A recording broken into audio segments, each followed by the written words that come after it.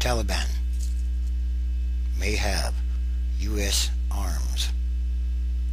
Insurgents in Afghanistan, fighting from some of the poorest and most remote regions on earth, have managed for years now to maintain an intensive guerrilla war against materially superior American and Afghan forces. Arms and ordnance collected from dead insurgents hint at one possible reason.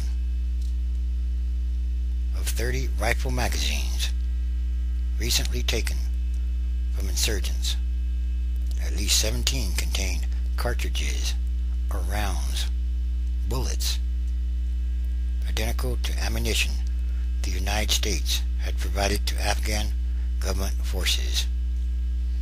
According to an examination of ammunition markings by the New York Times and interviews with American officers and arms dealers, there's something very wrong with that picture.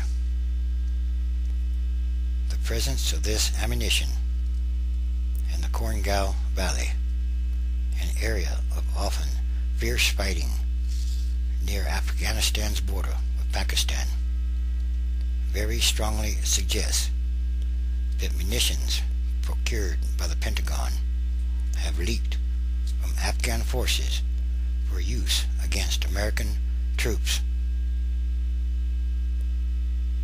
The scope of that diversion remains unknown, and the 30 magazines represented a single sampling of fewer than 1,000 cartridges.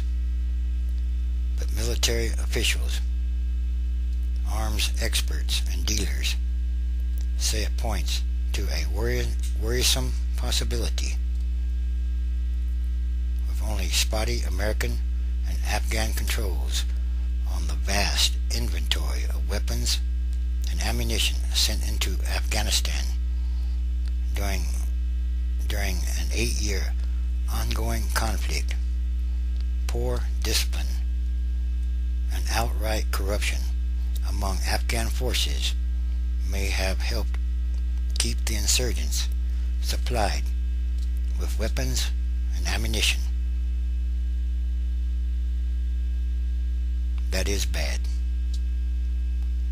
The United States has been criticized as recently as February by the Federal Government Accountability Office for failing to account for thousands and thousands of rifles issued to Afghan security forces.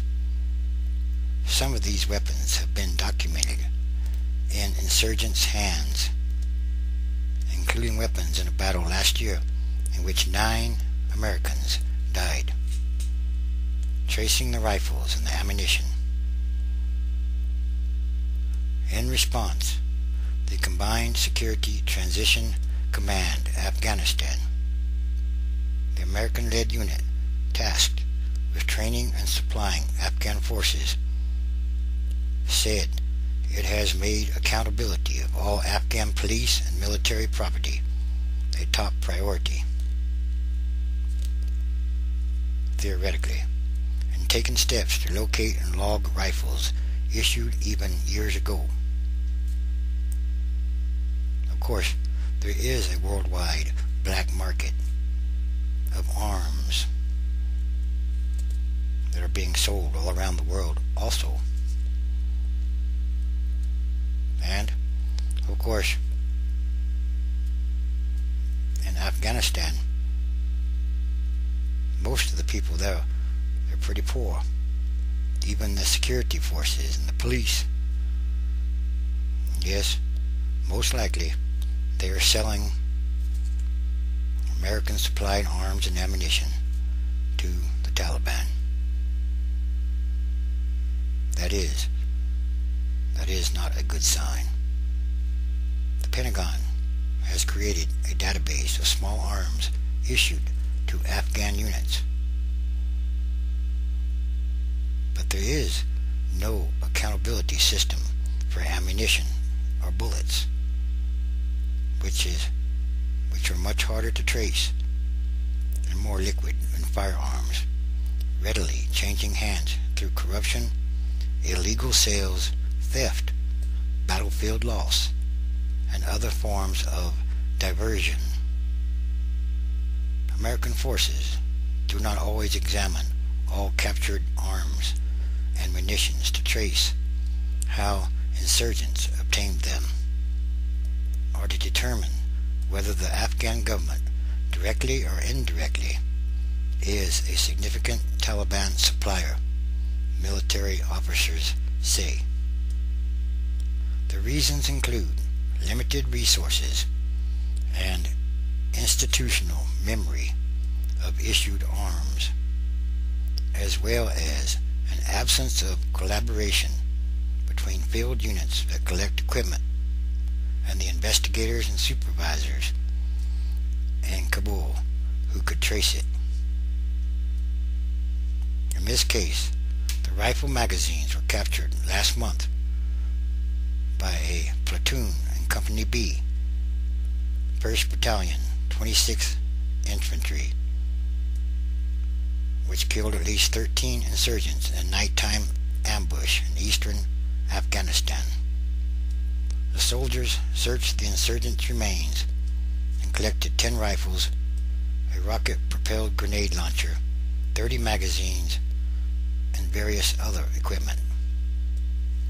Access to Taliban equipment is unusual, but after the ambush, the company allowed the items to be examined by a reporter.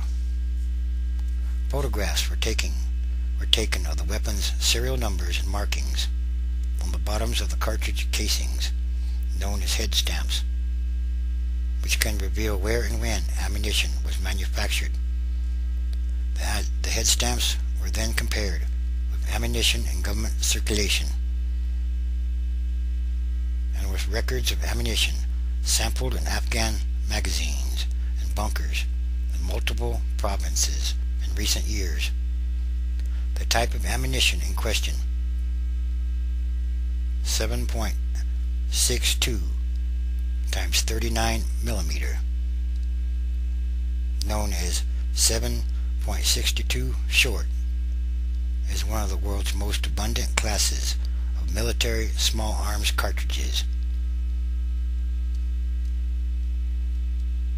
and has been made in many countries, including Russia, China, North Korea, Ukraine, Cuba, India, Pakistan, and the United States, the former Warsaw Pact nations, and a number of countries in Africa. Several countries have multiple factories, each associated with distinct markings. Linked to California, the examination of the Taliban's cartridges found telling signs of diversion. 17 of the magazines contained ammunition bearing either of two stamps, the word Wolf, W-O-L-F, in uppercase letters, or the lowercase arrangement BXN. Wolf, or W-O-L-F, stamps mark ammunition from Wolf Performance Ammunition, a company in California that sells Russian-made cartridges to American gun owners. The company has also provided cartridges for Afghan soldiers and police officers, typically through middlemen. Its munitions can be found in Afghanistan government bunkers. So, Afghan units are a likely source. And the American military also says it's not surprising. So, in some kind of way, the United States is supplying both sides. The Taliban, the insurgents, militants, whatever have you called them, and the Afghanistan units, or army and police. That way, you can keep the war going a very long time. Yes, there's something very wrong with this whole picture. Again, again, all these things are more signs of the end times, transition days. The transition is happening every day all around the world.